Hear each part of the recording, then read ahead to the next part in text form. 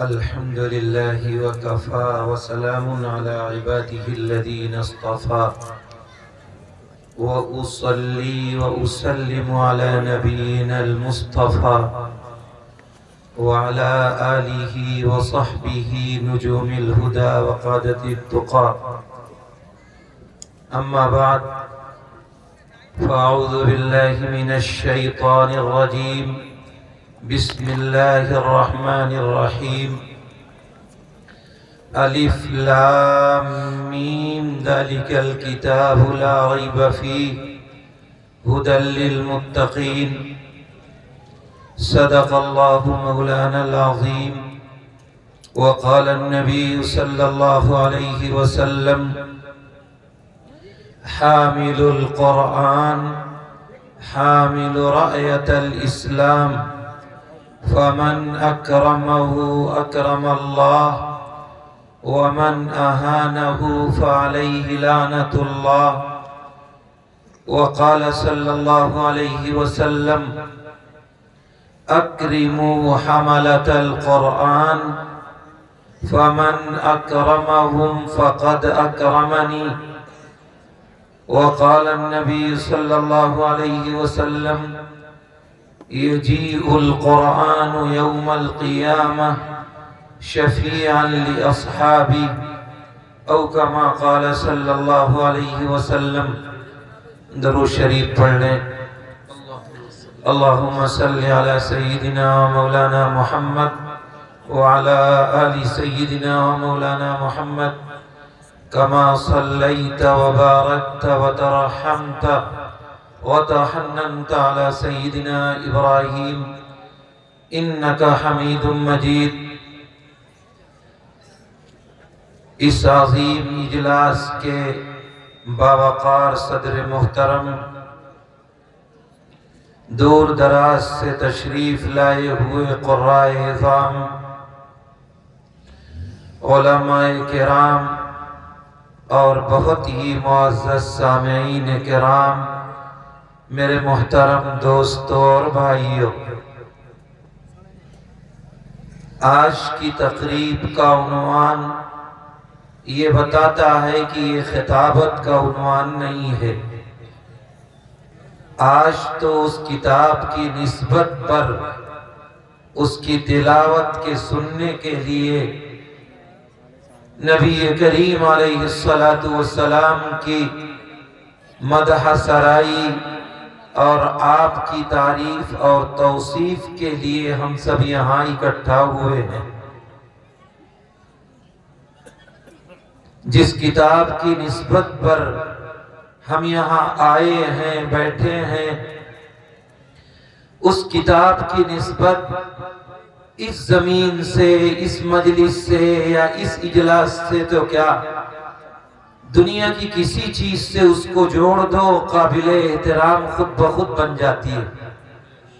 لکڑی سے جوڑ دو، لکڑی قابل احترام. تپائی بنا دو، تپائی قابل احترام.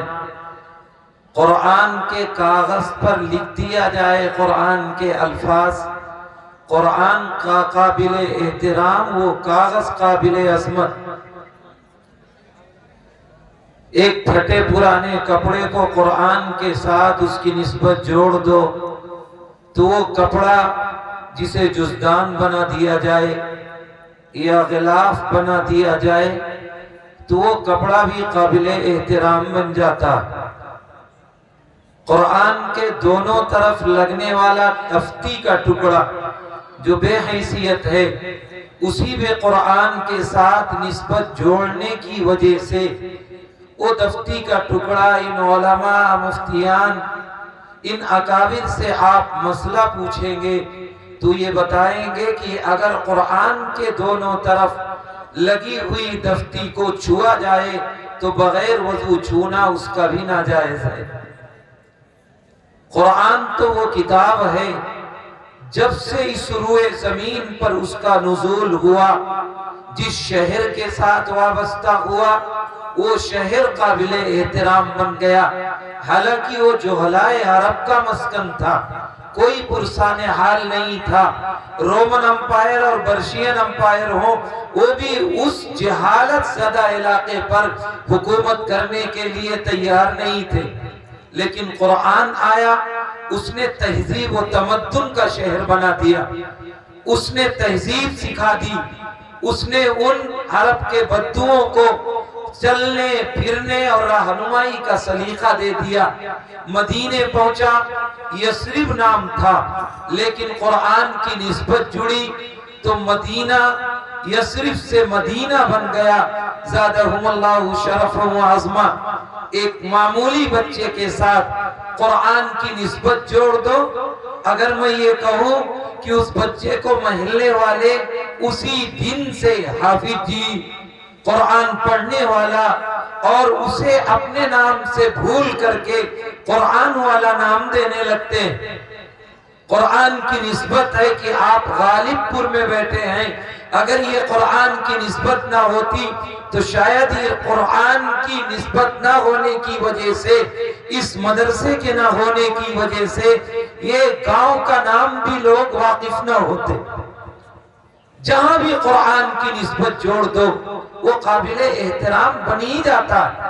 اور آج تو کیا قرآن کی نسبت جب اللہ رب العزت والجلال میدان محشر میں لوگوں کو حساب و کتاب کے لیے بلائے گا اور جمع کرے گا، حالات ناگفتہ بے ہوں گے، کوئی پرسان حال ان کا نہیں ہوگا، اس وقت اللہ قرآن کو قوت گویائی دے گا۔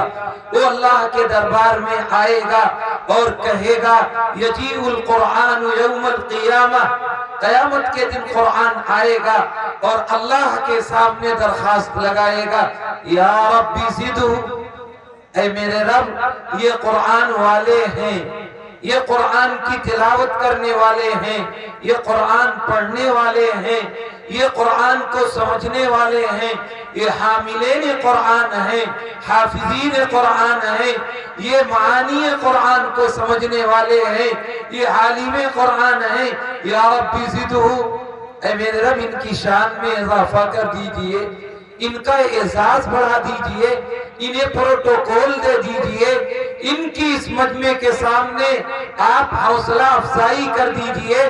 قرآن یہ سفارش لگائے گا، یہ درخواست کرے گا، اور ادھر اللہ رب العزت والجلال فرشتوں سے کہے گا یلبس تاج الکرامہ، انہیں اعزاز اور اکرام کا تاج پہنا دیا جائے۔ تاج پہنا دیا جانے کے بعد پھر قرآن کہے گا یا رب زدہ، اے میرے رب ان کی شان میں اور اضافہ کر دیجئے اور اعزاز بڑھا دیجئے۔ پھر اللہ کہے گا فرشتوں سے یلبس لباس الکرامہ، انہیں اعزاز اور اکرام کی پوشاک پہنا دیا جائے، انہیں اعزاز اور اکرام کا لباس زیب تن کر دیا جائے۔ ان کو اعزاز کے ساتھ تاج پہنا دیا گیا، لباس پہنا دیا گیا، پھر اللہ کے سامنے قرآن سے بارہ کھڑا ہوگا اور کہے گا اے میرے رب آپ نے ان قرآن والوں کو تاج پہنا دیا، اے میرے مالک آپ نے انہیں اعزاز اور اکرام کا لباس پہنا دیا، اے میرے مالک ایک درخواست تجھ سے اور ہے، تو اسے بھی شرف قبول عطا فرما دے۔ اور پھر کہے گا قرآن یا ربی ارضا، اے میرے رب آپ اس مجمع کے سامنے یہ چند لوگ نہیں ہوں گے، یہ قرآن نہیں ہوں گے، سیدنا آدم علیہ نبینا علیہ السلام سے لے کر قیامت تک کے آنے والے تمام انسان موجود ہوں گے، حساب و کتاب کا وقت ہوگا، نفس نفسی کا عالم ہوگا، کوئی کسی کا پرسان حال نہیں ہوگا، ہر ایک کو اپنی اپنی پڑی ہوگی۔ قرآن نے عجیب منظر کھینچا ہے، یوم یفر المرء من اخیہ وامہ وابیہ وصاحبتہ وبنیہ لکل امرئ منہم یومئذ شأن یغنیہ۔ ہر ایک کو اپنی اپنی پڑی ہوگی، والدین اولاد سے، اولاد والدین سے، رشتہ دار رشتہ داروں سے، بھائی بہن سے، بہن بھائی سے، میاں بیوی سے کنی کاٹ جائیں گے، ہر ایک کو اپنی اپنی پڑی ہوگی۔ ایسے حالات میں قرآن درخواست لگا رہا ہوگا، اعزاز بڑھا رہا ہوگا، تاج پہناوا رہا ہوگا، لباس سے وطن کرا رہا ہے۔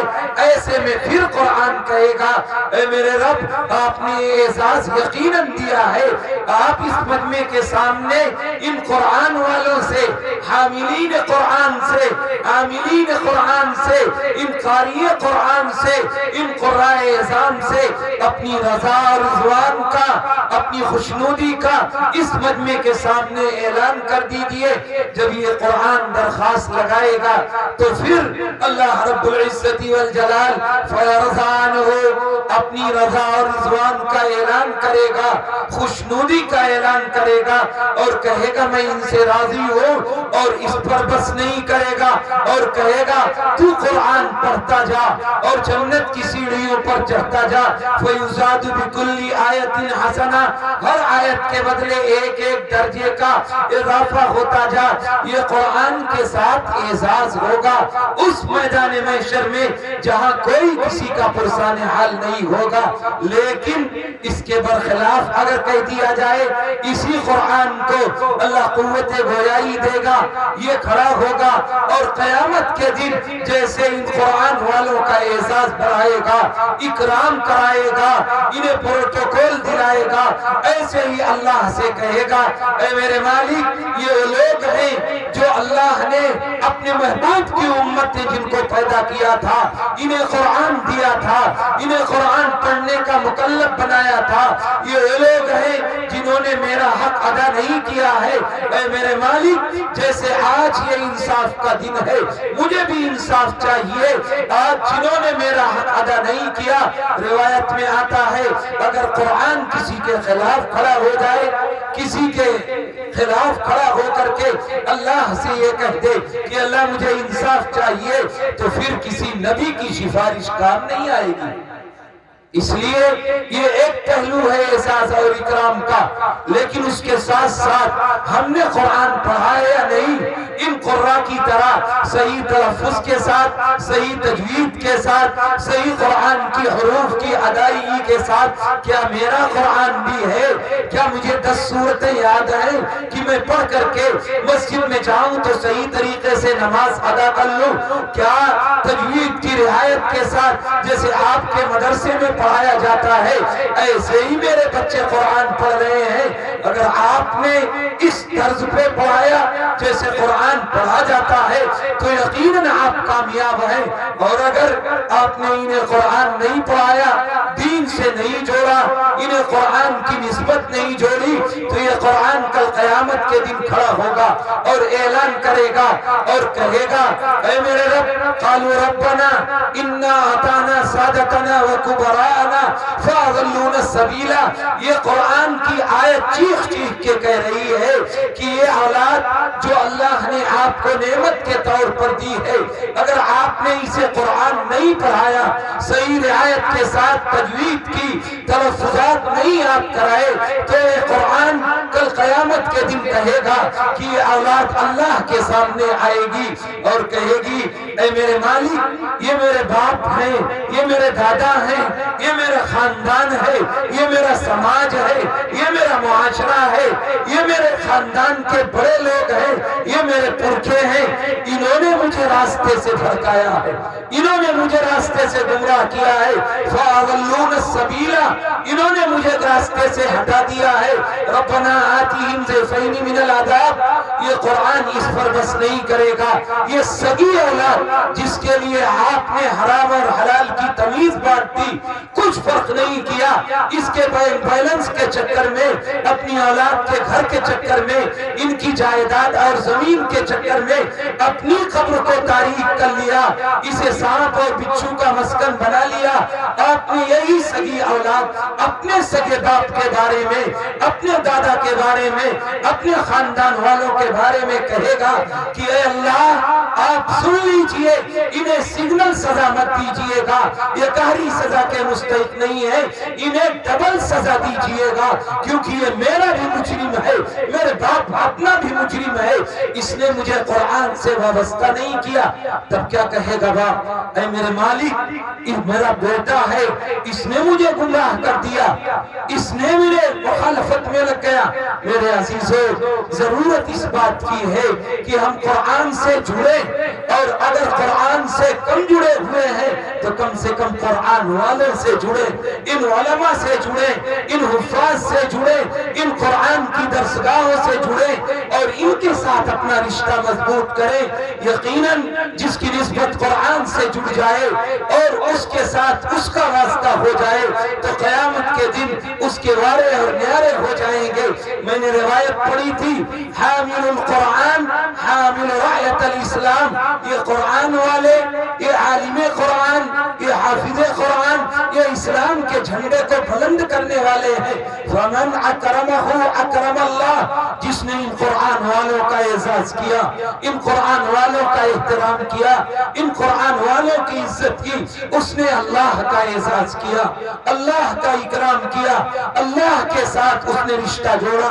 ومن اہانہ فعلیہ لعنۃ اللہ، جس نے ان کی توہین کی، ان کی شان میں گستاخی کی، انہیں نازیبا کلمات کہے، ان کی شان میں اچھے برے الفاظ استعمال کیے، فعلیہ لعنۃ اللہ، اس پر اللہ کی لعنت ہو، اللہ کا غضب ہو، اللہ کی پھٹکار ہو، یہ اللہ کا نبی کہتا ہے۔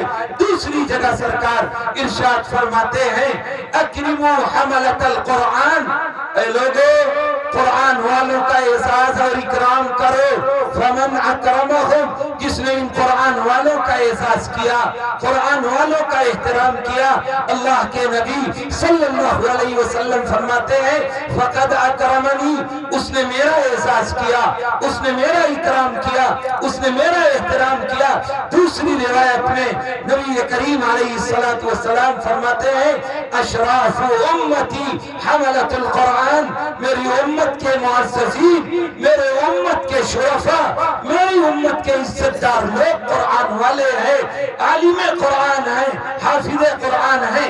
یجیء القرآن یوم القیامہ شفیعا لاصحابی، قیامت کے دن یہ قرآن اللہ کے دربار میں سفارشی بن کر کے آئے گا اور بہت سو کو اپنی سفارش کے بلبوتے پر جہنم سے نکال کر کے جنت میں داخل کرا دے گا۔ اس لیے ہمارا رشتہ کتنا قرآن سے ہے، میرے بچوں کا کتنا ہے، میرے خاندان کا کتنا ہے، میرے گھر میں کیا قرآن کی تلاوت ہوتی ہے، کیا میرے ساتھ قرآن کا رشتہ جڑا ہوا ہے، یا صرف رمضان کے لیے قرآن طاق میں رکھا ہوا ہے، یا صرف تعویذ کی کتاب ہے، یا صرف پانی دم کرنے کی کتاب بن کر کے رہ گئی ہے۔ کہیں قرآن سے میرا رشتہ صرف اتنا تو نہیں ہے؟ اگر اتنا ہے تو میرے عزیزوں اس رشتے کو بڑھانے کی ضرورت ہے۔ اگر قرآن کے ساتھ میرا رشتہ جیسا ہونا چاہیے تھا ویسے ہوتا تو شاید یہ دنیا کا منظرنامہ، یہ زمین آسمان کے تیور، یہ حالات کی سنگینی یہ بتا رہی ہے کہ اللہ ناراض ہے، کیونکہ اس کی کتاب سے رشتہ میرا اور آپ کا مضبوط نہیں ہے۔ اگر یہ رشتے مضبوط ہوتے تو یہ حالات جو میرے اوپر آ رہے ہیں شاید نہ آتے۔ اگر قرآن سے میں وابستہ ہوتا، اس پر عمل کرتا، میری شریعت پر عمل ہوتا، اللہ کے نبی کے تہذیب و تمدن کو اپناتے تو یہ کیفیت، یہ دنیا کا منظرنامہ، یہ طرح طرح کے قوانین، یہ میرے اوپر ظلم و ستم کا بازار، یہ دنیا میں حالات کی نہ گفتہ بے کیفیت یہ کبھی نہ پیدا ہوتی۔